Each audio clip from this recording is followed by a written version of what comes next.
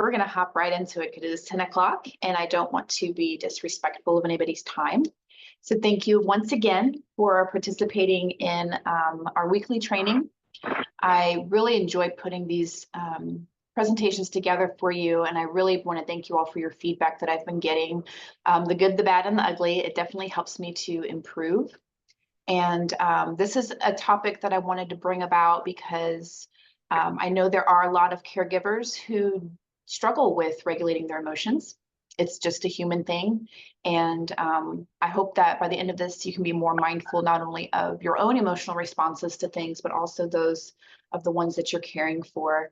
But before I get started, would you please be so kind as to add your email address into the chat box? This is a way that I can send you the post survey. And again, this is optional. You don't have to do it, but it is definitely something that is useful for me to get your feedback and also some suggestions on future topics. I want to make sure that I curate information that is applicable, that is useful. And the best way that I can do that is to know what you all need from me. So please put your email in the chat so I can send you that survey if you're interested and willing to participate by taking it. So today's agenda is we're going to define emotional regulation, and we're going to talk about the escalation cycle.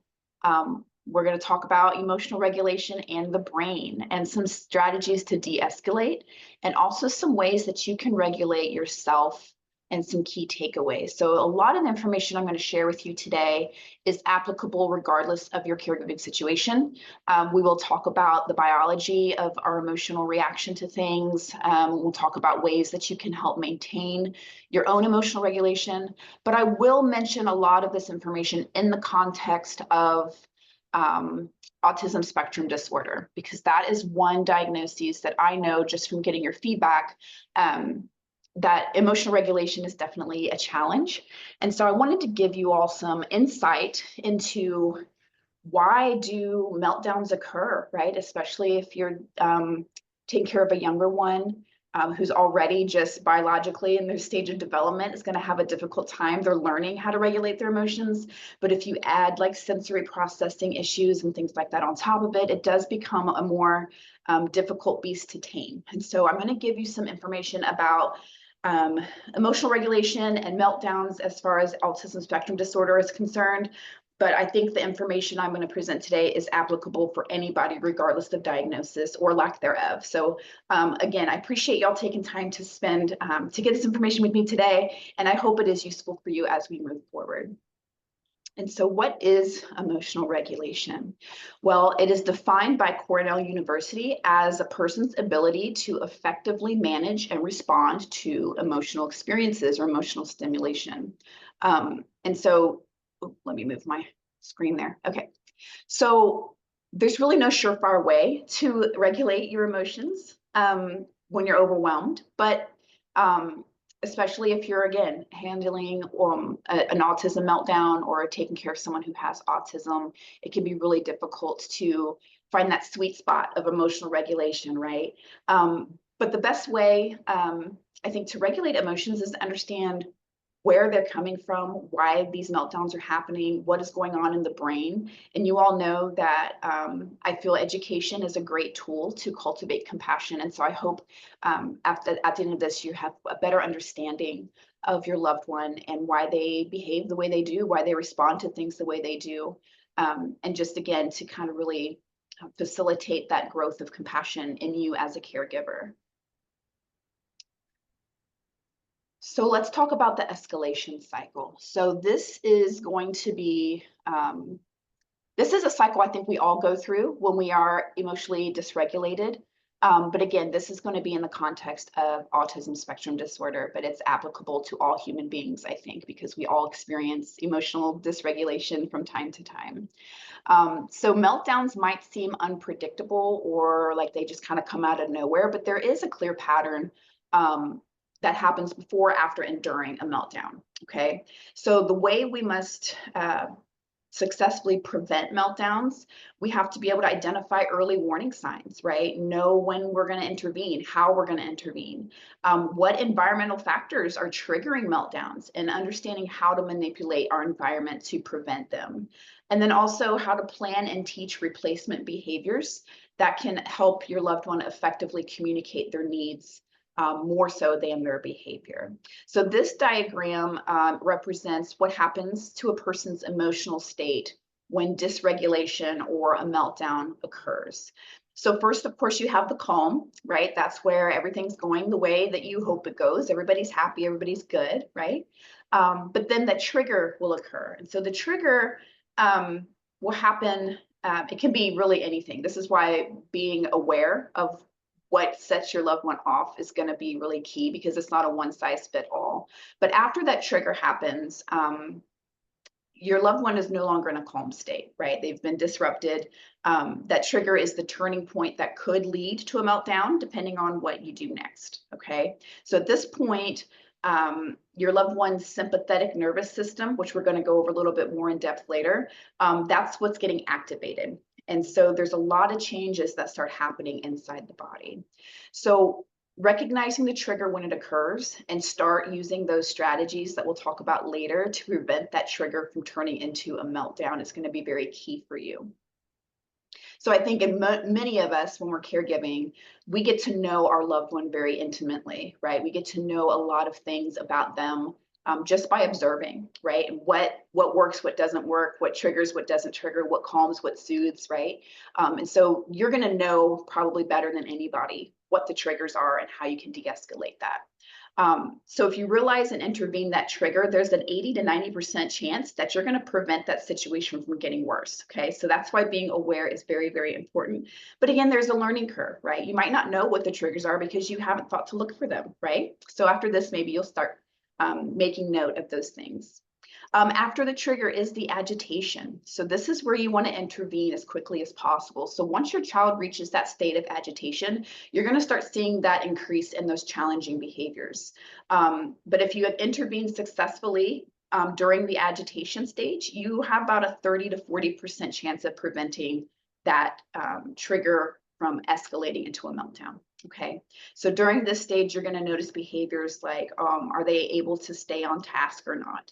Are they being oppositional? Are they whining or complaining or back talking? Now, this might just be any child, regardless of diagnosis. But again, as the caregiver, you're going to notice these shifts a little bit more, even if they're more subtle. Maybe they're increasing their stemming or body movements, right? A lot of children who have autism spectrum disorder, they do physical things to kind of alleviate some of that stress or some of that agitation. Are they resisting transitions or having a hard time listening to instructions? Are they withdrawing, right? Are they trying to get away from the situation? Are they trying to get away from you? Are they becoming more internalized or not talking as much? So this is really going to be your last chance to intervene if you're going to prevent that meltdown, okay? If that doesn't work, or if you get to it too late, they're going to see an acceleration of that dysregulation. Okay, so the escalation will just have to run its course at this point. Okay, so once your child's reached the point of acceleration, that escalation of the meltdown will most likely just need to run its course, and so you're just going to have to buckle in and white knuckle through it. But of course, you have to understand, though, at this point, your child's kind of lost all control of their behavior. This is a reaction of their autonomous nervous system, and that response is something they can't control. And it's not even something that they're making a conscious choice to. So a lot of times people will think, you know, if your child is having an autistic meltdown or they're having a moment where they're emotionally dysregulated, they think it's a discipline issue. And I'm going to educate you here a little bit today. For those of you who don't know, or even just validate for those of you who do, it is not a disciplinary issue. Okay, this is something that their nervous system is responding in this way, and they have no control over it. Okay, so just keep that in mind. And meltdowns might include things like hitting, spitting, running away, also known as eloping. They might start to bite or just get generally aggressive. Maybe they're going to start being more destructive in their behavior, screaming. And so this is really the point where safety is your biggest priority, right? You're going to try to make sure that your loved one is safe and everyone around them is safe as well. Again, this is not intentional behavior. This is not misbehavior. This isn't manipulation or something that your child can choose to control. So when we try to tell them to stop or threaten them or enforce punishments or consequences. It's really just going to make things worse at this point, okay? So when your child hits that peak, right, when that emotional dysregulation gets to that peak, this is going to be the most severe part of that meltdown. So you just want to kind of continue in the same way that you were during the acceleration, which we'll get into that a little bit more, just maintaining a sense of calm, not being too, like, what's the word I'm looking for? Like authoritarian, right? Just try to stay, level and chill as best as you can. So after the peak, you start to see the deceleration down into the recovery point. So after the peak begins that deceleration. And at this point, your child's behavior is going to become less and less severe. They're going to start to kind of bottom out a little bit. And when they reach that state of depletion, they're going to feel drained, right? They're going to be really tired. So this is where you're going to focus on just reestablishing that routine, not nagging them or blaming them or punishing them or forcing them to apologize. They're really recovering at this point from a very stressful event. Okay, so this isn't the time to start going back over their behavior and criticizing and all that. Okay, so as the body begins to relax, the prefrontal cortex comes back online, and we're going to talk about that in the next slide. And your child is going to be able to kind of understand things a little bit more. When they're in that peak point or their meltdown point, the escalation cycle was getting really revved up. They were having a hard time even focusing on what you're saying. And so after the recovery time, they're going to be a little bit more open to that. Let's see here, but the recovery can take 20 to 60 minutes for a child who has occasional meltdowns. But if you have a child who experiences multiple meltdowns frequently or prolonged meltdowns and stress, it can take several hours or even days before they return to a calm state. So the peak may have passed, but the damage is still being done, right? They're still having a hard time recovering and getting back to that normal state. But after recovery, when your child is calm, that's when you can start talking to them about what happened, right? If there are appropriate consequences, of course, you want to give those. We're not trying to say you have to be 100% permissive in your parenting, but just do what's appropriate for your child and their diagnoses. Explain why or talk about how you expect them to behave next time. And then really work on teaching replacement behaviors and calming activities, okay? Just kind of get back into that routine if you can. So now we're going to shift into talking about the brain and why that cycle even happens, okay?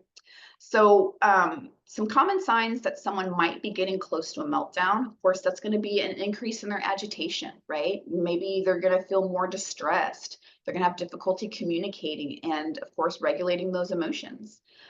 There might feel physical sensations like tension, having a hard time breathing. Maybe they're feeling hot. Blurry vision, that can also happen too. It's very, very dysregulated, very, very trying. So being aware of those signs and offering support, that's really going to help during these tough moments, okay? Again, it's really important to understand there is a difference between having a meltdown and throwing a tantrum, okay? A meltdown is not controllable, and it is a response of the nervous system. A tantrum is an effort to manipulate to get what they want, okay? So they are very, very different.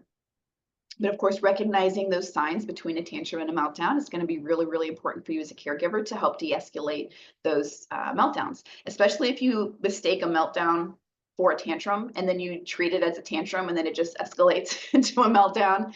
So knowing the signs and what's important for you to know about your specific child is going to be really useful for you. So we're going to talk about some de-escalation strategies here in a little bit, but I just want to give you a very quick overview of the parts of the brain that and how they function when we're regulated and then also when we're dysregulated.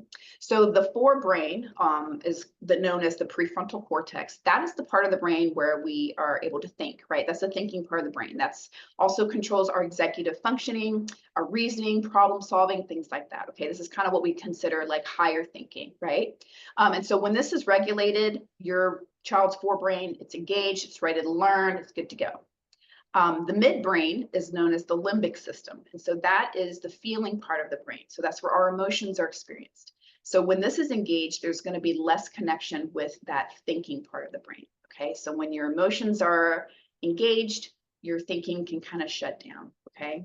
So your child might feel or might seem more emotional, more needy, more demanding, maybe less cooperative and more nervous, right? And so this is where they're going to need help to regulate their emotions. And this is true for anybody, any child who's learning emotional regulation, regardless of if they have a diagnosis or not, okay?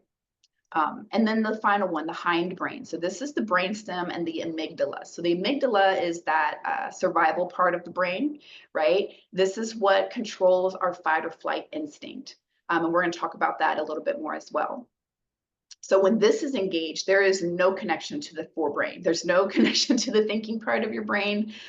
This is where your child is in full survival mode. That's when they're going to start hitting, biting, screaming, spitting, maybe running away, or even just shutting down, right? Whatever their defense mechanism is, that's going to be engaged at this point. So this is where they need to feel safe. And this is where you cannot teach or you cannot discipline. You cannot speak logically in this space. Okay, they are fully in survival mode.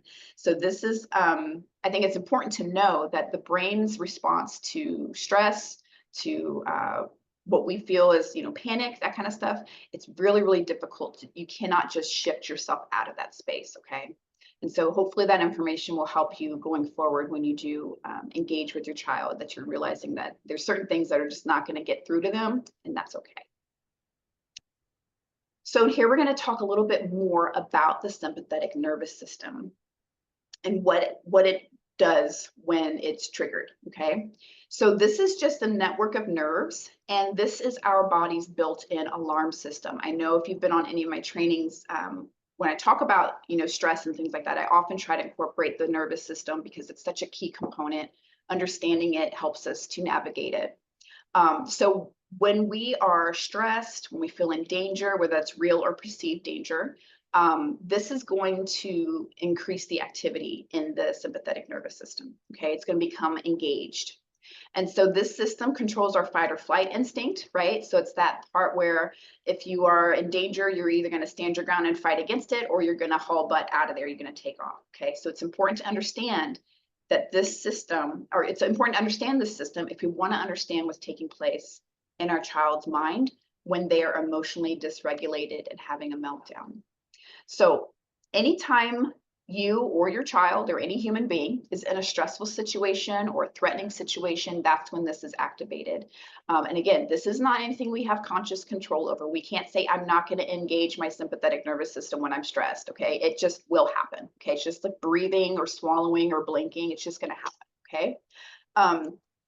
So telling yourself that you're safe is not going to stop that response once it's activated. Okay. There are some things we can do to become more resilient to stress so that we don't go into that overactivated state. But once it's engaged, it's really, it's going to be hard to kind of get yourselves out of it just by saying positive things to yourself. Okay. So the trigger and activation, when we're faced with that stress, that region in the brain, the hypothalamus, activates. And it's basically your brain saying, okay, this isn't safe, or this is stressful, or I don't know how to handle it. And it pushes that panic button. Okay. And during that panic button, that's going to release cortisol and adrenaline, our most loved stress hormones, right? And that's going to signal to your body to prepare for that potential threat. Okay. So many things can trigger this activation system. It really just depends on your triggers. That could be a sudden loud noise. It could be somebody yelling. Unexpected events or changes in routine can activate this part of the brain. Being in an unfamiliar environment can activate it. Doing something new or challenging. So these are just a few common triggers, but really anything can be stressful, okay? So this activation is going to send really rapid messages down your spinal cord to other parts of your body. So that's the way of your nervous system really saying, giving orders quickly and efficiently, saying all hands on deck, we're going to have to fight for our lives here. And so as soon as that message is sent, there's going to be some physiological changes that happen in your body. So that could be heart rate increasing, pumping blood, and that pumps blood to your limbs, to your muscles and vital organs. So if you're going to fight or if you're going to run, you're going to have more energy in your muscles. You're going to accelerate in your breathing, and that's going to enhance that oxygen intake that you're going to need if you're going to physically exert yourself. Your pupils will dilate for better vision. Your muscles will tense up, priming for action. And these are all part of the fight or flight response, okay? Just really preparing you to either confront that threat or make an escape, okay? Um, and the brain's response, well, there's going to be some significant changes in your brain as well when the sympathetic nervous system is activated. So again, you're going to get flooded with those stress hormones, adrenaline and noradrenaline. The prefrontal cortex partially shuts down, right? That thinking part of your brain is going to shut down a little bit. And that's the part that is going to be for problem solving and controlling your impulses and reasoning and communication, right? So what does that mean? It means that in this state, your child's going to find it significantly more challenging to find the words to describe what they're thinking, what they're feeling, what triggered them, okay? They might even become nonverbal. So if your child is in this activated state, you go, what's wrong? Just tell me what's wrong. What do you need? They're not going to be able to communicate that to you, okay? And you asking all those questions might even make it worse.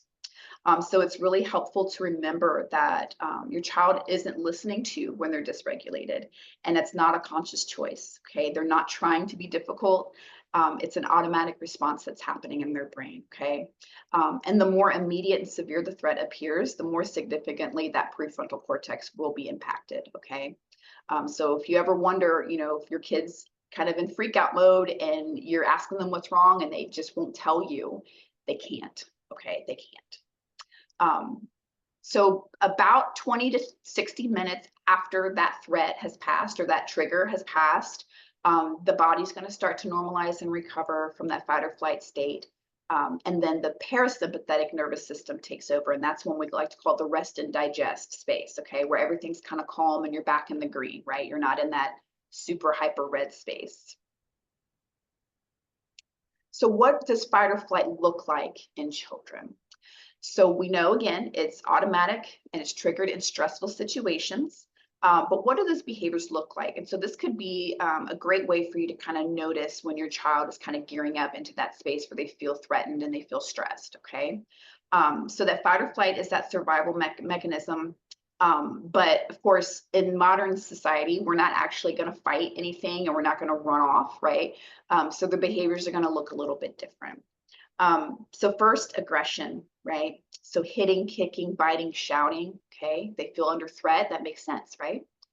Defiance, so refusing to comply with instructions or requests, maybe arguing and talking back.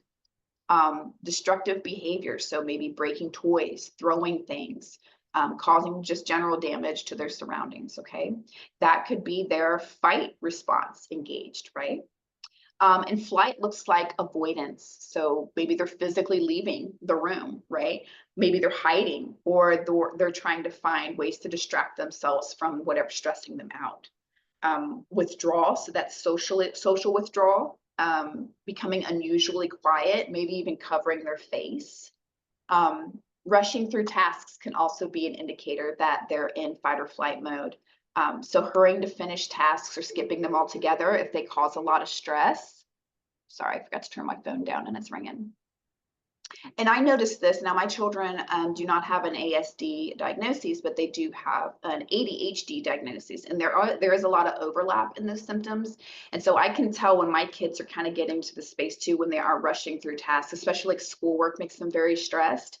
And so even just the overwhelm of schoolwork can kind of kick them into this dysregulated state. So I've definitely seen that in my own kids, that rushing through the tasks. So what causes this kind of stuff? Now, we talked about it a little bit earlier, and every child is going to be different. Every adult is going to be different in what stresses you out and what triggers you to be dysregulated. But there are some pretty common things that cause the triggers that cause the meltdowns. And so it's really important to understand what triggers your specific loved one, okay? So common factors that contribute to autism meltdowns, that's sensory overload, changes in routine, or emotional stressors. So many people on the spectrum, adults and children alike, face difficulties in processing sensory information, okay? So sight, sound, touch, taste, smell, right? So bright lights, strong smells, crowded environments, those can often feel very threatening or overwhelming. And that can create significant stress, okay, often resulting in meltdowns. So I think a common misconception is that meltdowns only happen in children who have autism spectrum disorder, but it can be common as well in adults. It's just adults tend to have more tricks up their sleeve, right, on how to prevent the meltdown or avoid the triggers altogether. So it is vital to recognize the challenges and be patient while we support them through these moments, okay? Next, the change in routines. So many individuals on the spectrum, routines provide that sense of security and that sense of comfort. And so when they're disrupted, it can make you feel very, very anxious, feel very distressed, right? Even the transition from one activity to another or unexpected changes can be daunting. So, coming from school to home, right? Just that transition can be kind of stressful or overwhelming.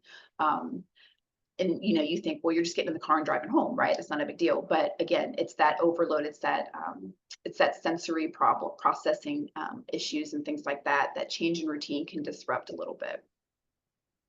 So as a caregiver, maintaining a consistent routine as well as you can and offering support during transitions can really make that meaningful difference for your loved one's ability to cope.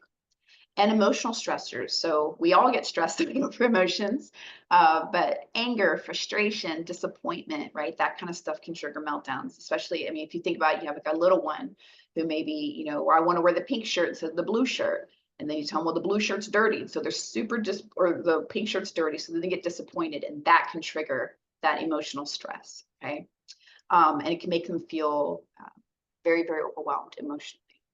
So when they find it difficult to express their needs or understand others, that can also build up and eventually lead to a meltdown, right? So acknowledging emotional challenges, providing, of course, that compassionate support, communicating as best as you can, that's the kind of stuff that's going to help them regulate, okay?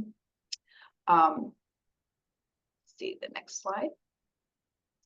So let's say you are noticing your child or your loved one kind of amping up, right? You start to notice they're getting a little agitated, they're getting a little triggered. How do we de-escalate, right? Of course, we want to prevent meltdowns as much as possible, but there are some ways, especially as you're learning. You can't stop every meltdown, you can't catch every one, but once they kind of start ramping up, there are things that you can do to bring it back down to calm a little bit better and just handle the situation a little bit more the way you intended, right? So the success rate of prevention is far greater than that of de-escalation, but of course, it might be unavoidable sometimes. So how do we de-escalate? Some of these might seem a lot of like what not to do's rather than what to do, but it's really about how are we responding to this situation and are we making things worse, okay? So number one, don't try to use reason or logic, right? We kind of talked about that already. When they're having that meltdown, that prefrontal cortex, that forebrain, excuse me, it's not functioning, right? So you can't reason with somebody who's hit this spot in their escalation cycle. That fight or flight instinct is taking over. Your brain is flooded with adrenaline and cortisol. And so you literally cannot access the part of your brain that thinks logically when you're in this space. Some of you maybe know exactly what I'm talking about. You've been there before, right? You've had panic attacks, you've been stressed out, and this is where you just can't think straight, okay? And it's probably going to be really tempting for you to want to reason with your child, but that can also just make things worse and make them more angry. So we don't want to say things like, I know you wanted me to pick you up from school, but I have to work late, right? When the brain is engaged in fight or flight, they're not going to understand that. Okay, they're just going to say, I was disappointed, or things are different and I'm dysregulated. They're not going to be able to understand your point, right? So during this time, it's just really good to show empathy and reassure your child that they're safe, staying calm, meet any basic needs that they may have. And then once they've calmed down, you might be able to respond to reasoning, but in mid-meltdown, it's just not going to do any good. Next, avoid making demands. So sometimes too many demands can actually cause the meltdown in the first place, especially if your child was diagnosed with PDA or pathological demand avoidance. But regardless of the cause, avoid making more demands during those dysregulated situations. So demands could be telling your child repeatedly to stop or to calm down or to snap out of it, right? That's not going to help. They can't calm down. They can't snap out of it. Even if you're doing it very, very nicely or you're asking assertively, they're just not going to be able to control it. So just place your expectations on hold temporarily. The only thing that matters in this present moment is helping your child to calm down. Okay.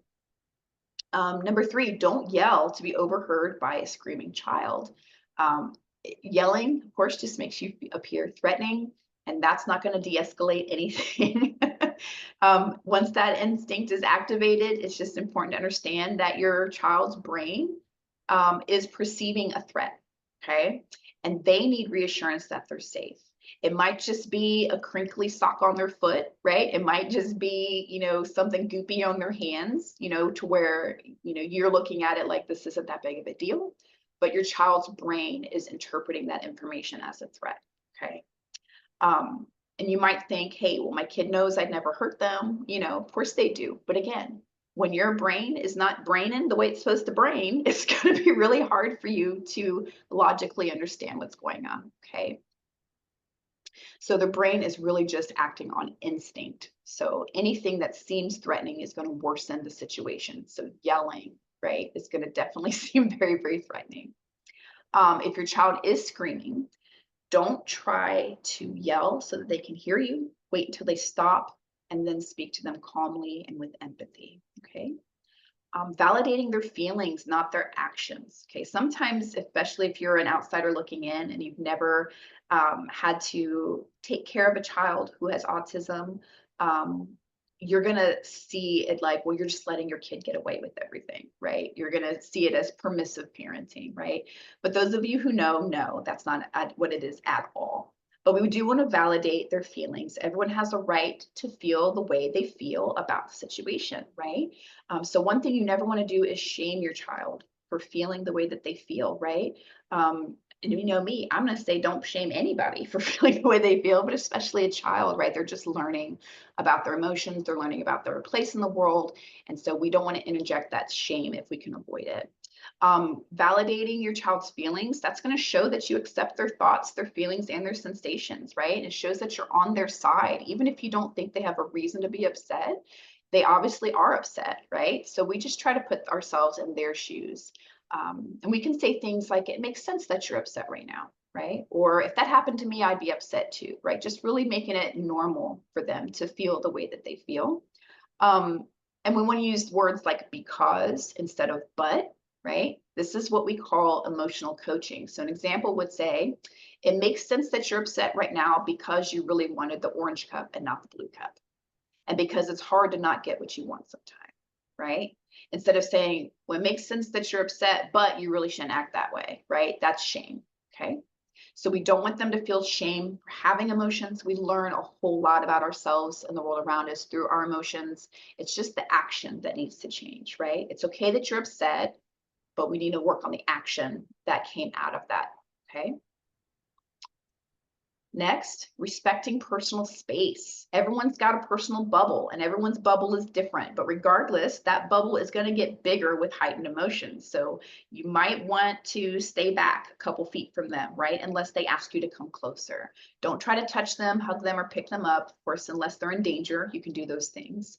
But in a heightened emotional state, like a meltdown, feeling trapped or closed in by somebody can make things worse, okay? So your instinct may be to run and hug your child or hug your loved one because they're in a distressed state. But if they feel confined or restricted or what's the word I'm looking for? That can just really overwhelm them, okay, and make things worse. Be aware of your body language, especially your facial expressions, right? It's important to appear non-threatening and calm to your child during a meltdown. If you think about it, if this child is in a space where they feel like they are in a life-threatening situation, it makes sense that they behaved the way they did do, right? Even if you know they're safe, you know you're a safe person to be around, it's okay. They're not thinking that way, okay? So it's very important that we know how to represent ourselves in a non-threatening way in this space. So the best way to do that is just to be mindful of your body language and your facial expressions, right? So try to keep your facial expressions neutral. Check yourself and make sure you're not frowning or furrowing your brow or clenching your jaw or scowling, right? And be intentional with your body language. Don't cross your arms or put your hands on your hips, right? That's just kind of a natural response we have when we're frustrated or overwhelmed or upset, right? We're just going to have these body language things that we do, but just be more self-aware. Try to avoid pointing your finger or any other large hand gestures. It's best to just keep your hands in front of you and relaxed. So one of the biggest factors in de-escalation is parental emotional regulation. And I'll give you some tips on that towards the end. Next, get on your child's level. So we don't want to stand over them, right? Or looking down at them as we talk. That gives off that vibe of superiority, and that's not really helpful in that moment. And that could also feel very threatening, especially if you're a lot taller than your child, right? They're not a teen or an adolescent. They're only, 4 or 5. You're going to be a lot taller than them. If your child will sit with them, right? If not, kneel so that you're at eye level, okay? And try to communicate them, but minimally, right? We want to kind of match them. If they're giving you 2-word sentences, you can talk to them in 2 words, right? Try to give them as much time to process what you're saying as possible. So it's going to take a little bit longer if they can even do it at all. Maybe if they're laying on the floor, you might just want to lay on the floor with them, right? Just to make sure that they know that you're safe, you're not a threat, okay? And distraction. Distraction is a great strategy to use for de-escalation, but it works best if you use it early. If you start noticing those triggers and then agitation, the distraction can be very, very helpful. So you can offer them a favorite toy, or if they have a preferred calming activity that they like to do, maybe showing them a funny video that they like. That could just be all that needs to be done, right? Just that distraction can be very, very helpful. Maybe going for a short walk, or if you have a calm corner in your home or in the classroom, they can go there. Changing their environment can help, but it can also make it worse. So it depends on your child, right? If they're in an overwhelming, stimulating kind of space, taking them into like a quiet hallway or a quiet room can be helpful.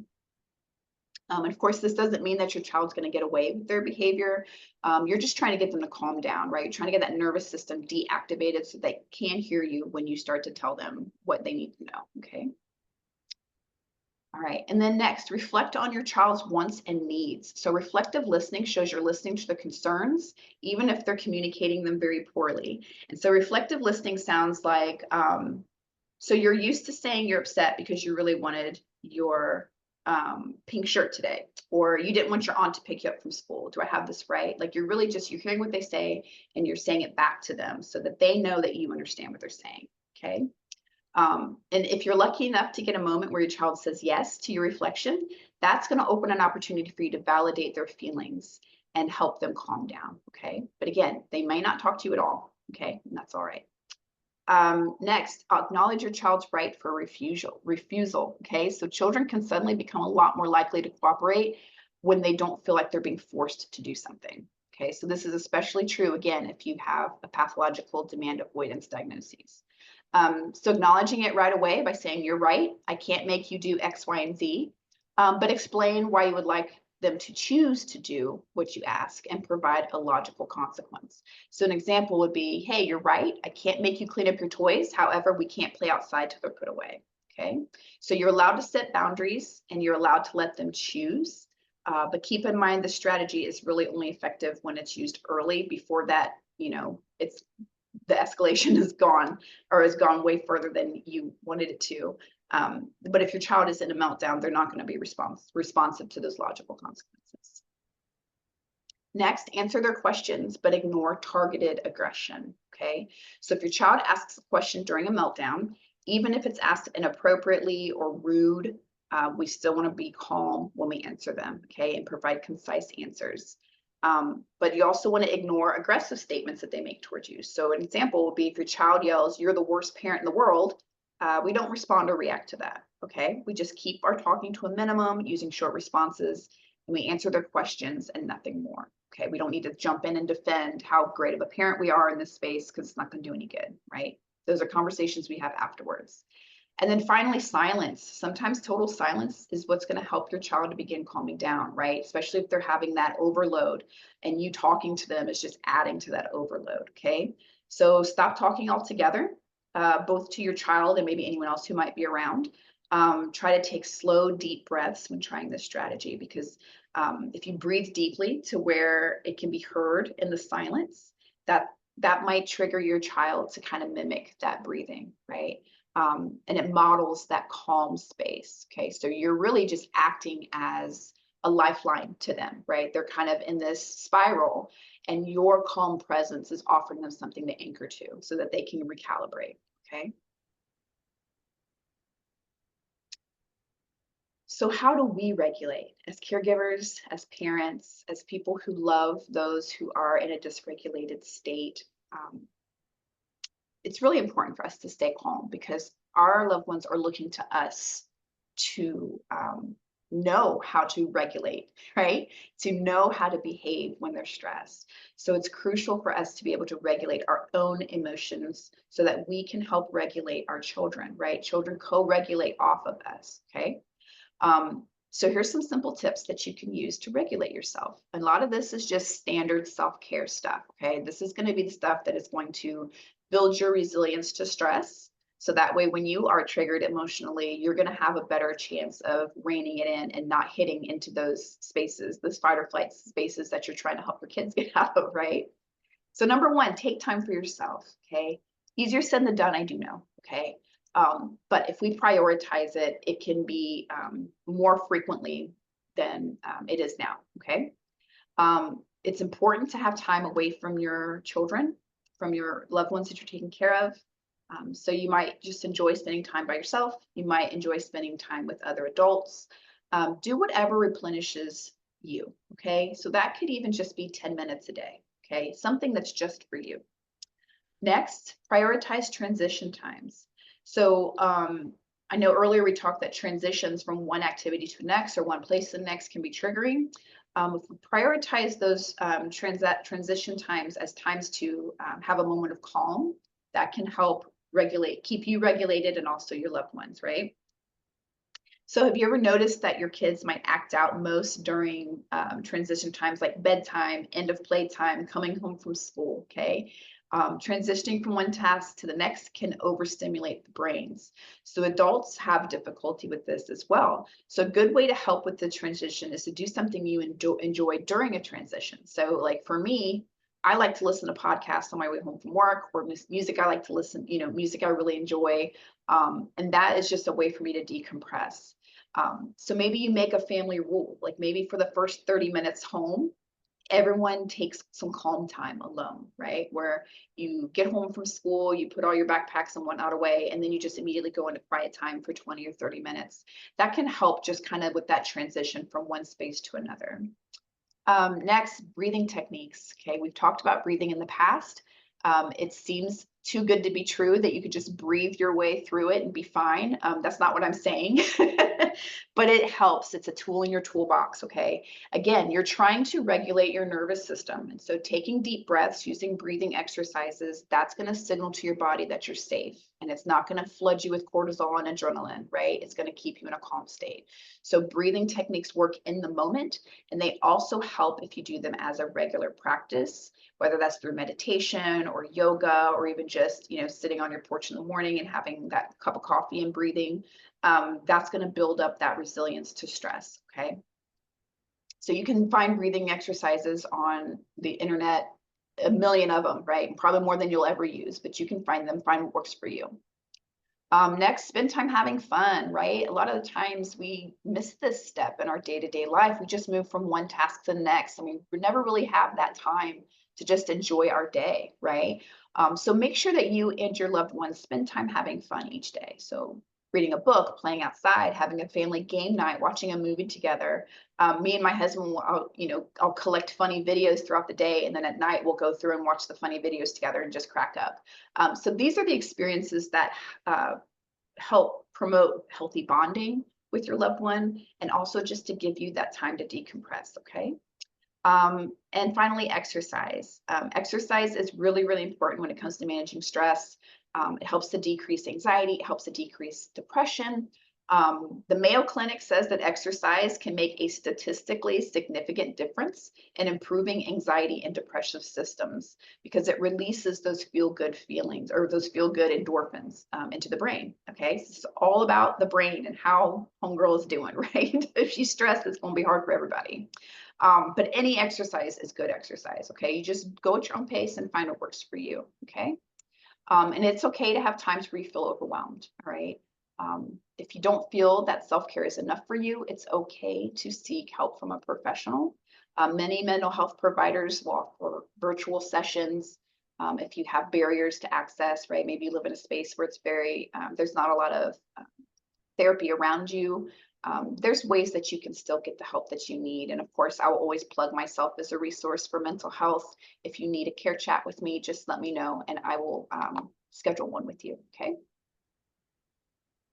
So here's some, on this slide and the next slide are two exercises that you can use to, in the moment, things that you can do when you feel yourself getting more stressed or more dysregulated, okay? So the first one is called just simply stop. It's a stop skill. So this is stop, take a step back, observe, and proceed mindfully. So number one, when you feel that your emotions seem to be in control, right? When you are just reacting, stop. Okay, don't react, don't move a muscle, just freeze, especially those muscles around your mouth. Just stop. Okay. Freezing for a moment will help you prevent you from doing what your emotions want you to do, which might be acting without thinking, right? So this helps you to stay in control. So you are the boss of your emotions. So we want to name our emotions, put a label on it, right? Stop. I feel frustrated. My frustration's leading me. I feel angry. My anger is leading me, right? I feel defensive. My defensiveness is guiding me, okay? So we want to stop and put that label on it so we know exactly what we're feeling, and then we can address that feeling. Next, take a step back. So when you're faced with a difficult situation, you're overwhelmed, your child's losing their mind or what have you, and you feel very keyed up emotionally, it's going to be hard to think about how to deal with it on the spot. And so if you give yourself some time to calm down and think, it's going to be very helpful. So take a step back from the situation, get unstuck from what's going on if you can. Take a deep breath and continue breathing as deeply and as long as you need to until you're in control, okay? Don't let your emotions control what you do, okay? It is the rare incident where we need to make a split-second decision about anything, but it's okay to take our time and decide how we respond, okay? Next is observe. So observe what's happening around you, what's happening within you, right? Who's involved? What are other people doing and saying? Listening to those maybe negative thoughts in our mind that occur, they can be very harmful, right? Especially if we have these triggers that are tied very deeply to our emotions and we get frustrated and we get defensive. So being aware of what you're thinking, what you're feeling, just observing what can happen or what is happening, that's going to help us to not jump to conclusions and have a more logical approach to how we go forward. Understand what's going on and what our options are. Next, proceed mindfully. So this is where we're going to ask ourselves, what do we want from the situation? What are your goals? What choices are going to make the situation better or worse? So that's just staying calm and staying in control. So if you can see this in a situation where maybe you're experiencing your child is very emotionally dysregulated and it's causing you to be very emotionally dysregulated, proceeding mindfully would say, what could I do to de-escalate? What could I do to make things worse, right? So you're having this conversation with yourself and making the best choice going forward, okay? So your brain's gonna need time to think all this through. That's why stopping, taking a step back, breathing, okay? That's gonna be really important. And many of you probably already do this, just not, laid out in this, step-by-step thing. You're probably just naturally doing this anyways. But this is a great reminder that that's what we need to do, right? We wanna respond rather than react. And so taking that step, taking that time to pause is going to be very, very helpful. Next, the opposite action skills. So this I think is going to be useful for all of us to know whether we have emotional dysregulation or we're around somebody who's often emotionally dysregulated. Just knowing that our emotions act as catalysts, right? They're activation things and they serve a purpose, for me, is incredibly helpful.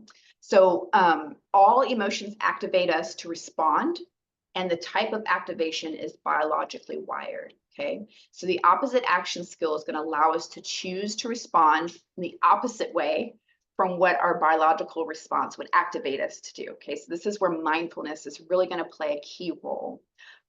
So here's some examples. Thirst, okay? So of course, thirst isn't an emotion. This is just what we're using that as an example.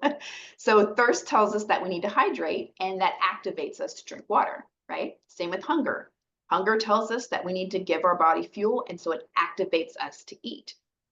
Fatigue tells us that we need to rest, and so it activates us to sleep, okay?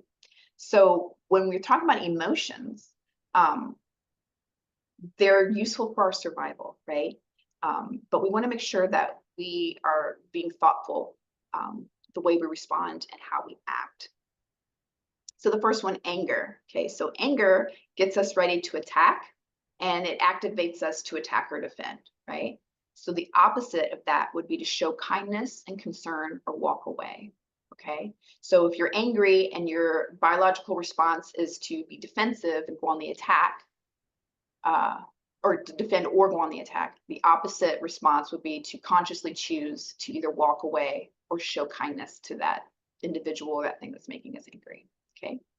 Next, shame. It gets us ready to hide. It activates isolation, right? Oh, I'm no good. I did something wrong. I'm going to move away. I'm going to hide myself.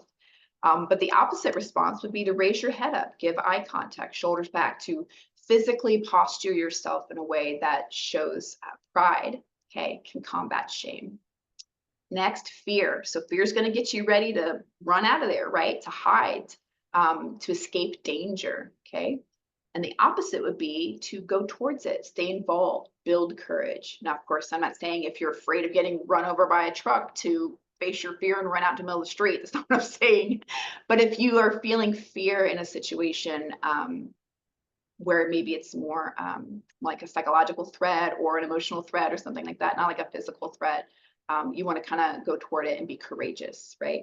I don't know if you've all heard the quote, and I couldn't tell you where I heard it from or who said it, but they said that courage isn't the absence of fear, but the presence of action despite the fear, right? So that's kind of what they're saying. Do it and do it afraid.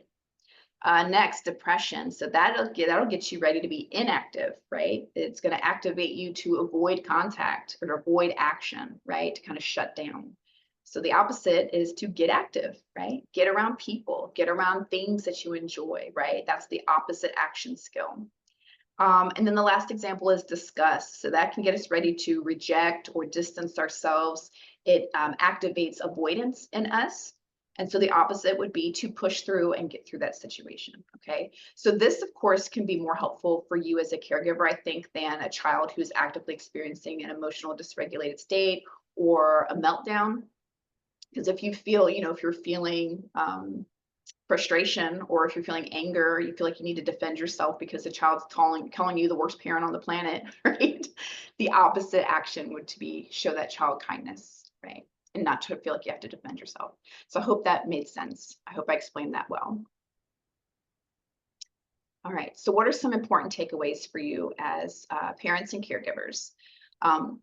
So especially if you're raising a child who is neurodivergent, right? They have a diagnosis of ADHD, autism spectrum disorder, or many others.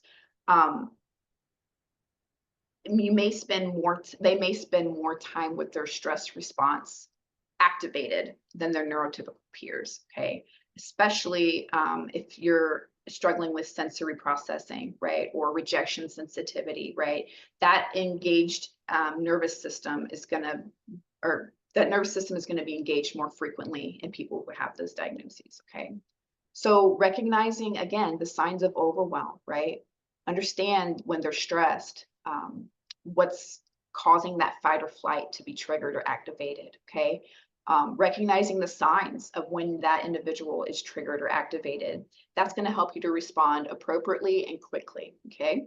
Knowing your child's early signs of stress is really, really crucial for preventing the really heightened dysregulated states and those meltdowns. Patience during dysregulation, okay? This is going to probably take a lot more practice than you would like it to take, but it is definitely possible, okay? Just remember that during moments of high stress, your child's ability to process information, to communicate and respond logically is significantly reduced, okay?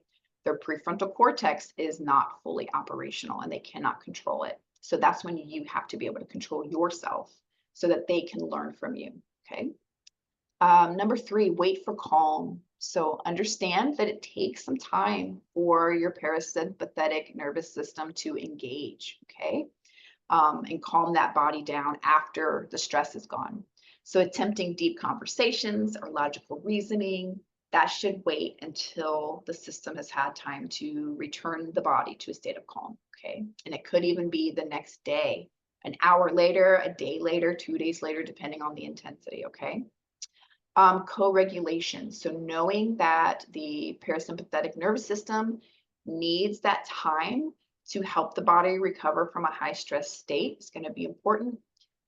Gentle supportive interventions can be helpful in facilitating that transition. So maybe mindfulness, meditation, deep breathing, even physical activity can help. I know my kiddos, they like their weighted blankets, right? That can kind of help give them that sense of safety and just really support that parasympathetic nervous system, that rest and digest part of your nervous system to engage so that they can become more calm. The prefrontal cortex reactivates gradually. I'm going to keep bringing that up because it's so important, because a lot of people think, well, as soon as my kid looks calm, they are calm, right? And when they look, when they're not screaming and hitting and punching and spitting, that they're fine, they can hear me. No, they can't. Okay, it still takes a lot of time. That full functioning of their prefrontal cortex takes time to be restored. So just make sure that you have appropriate expectations for your child during the recovery time. Next, a great tip, healthy gut, healthy mind. So paying attention to your child's gut health and your own, recognizing the impact on mood and behavior, that's going to be really, really important, okay? So if you have a child who has autism, gastrointestinal symptoms are 3 to 4 times more common in children with that diagnosis, and they're usually overlooked, okay? So a healthy diet, maybe even using some probiotics, that can support a positive mood and overall well-being. Even in adults, right? If you eat like crap, you're probably going to feel like crap, right? I know for me, if I eat a lot of junk food, it does, my mood does take a hit for sure. Not saying I don't eat the junk food, I just know what's coming when I do. Next, normalize their experience, okay? So help them understand that their reactions are just a normal part of how their body responds to stress, okay? Teaching your child, if it's age appropriate for them to understand, teaching them about that fight or flight response can really, really help. It can help them to reduce shame and improve their self-regulation over time, okay? I know learning about the nervous system in my life has been very, very helpful in how I see myself when I respond the way that I do. Next, routine and predictability. So many children who have autism, having that structured home environment helps them feel safe. But generally, unexpected events, changes, uncertainty, that could cause a lot of stress for children just in general. And so that usually is going to stem from not really understanding fully how the world works. And so, of course, they're going to be a lot less understanding about transitions. But since this can trigger stress responses, maintaining routine and predictability as best as you can in their environment can really help minimize those triggers. And then finally, health and well-being. So overall physical health, so that's regular exercise, adequate sleep. That's going to strengthen the nervous system, right? And that's going to help it become more resilient. And that could potentially reduce severity and the duration of the stress response. And this is across the board, not just in children or with a specific diagnosis, all across the board, okay? Maintaining your well-being and your general health is going to make you more resilient to stress because you're not depleted, you're not out of your reserves, right? That's why self-care, that's why respite, that's why being self-aware and mindful is very, very helpful in caregiving, because you're in it for the long haul, right? Your stress isn't going anywhere. So how do we manage it? How do we make it sustainable? And so I hope that you've gotten some good tips throughout this presentation. That is all the info I do have for you today. Let me go ahead and end my recording.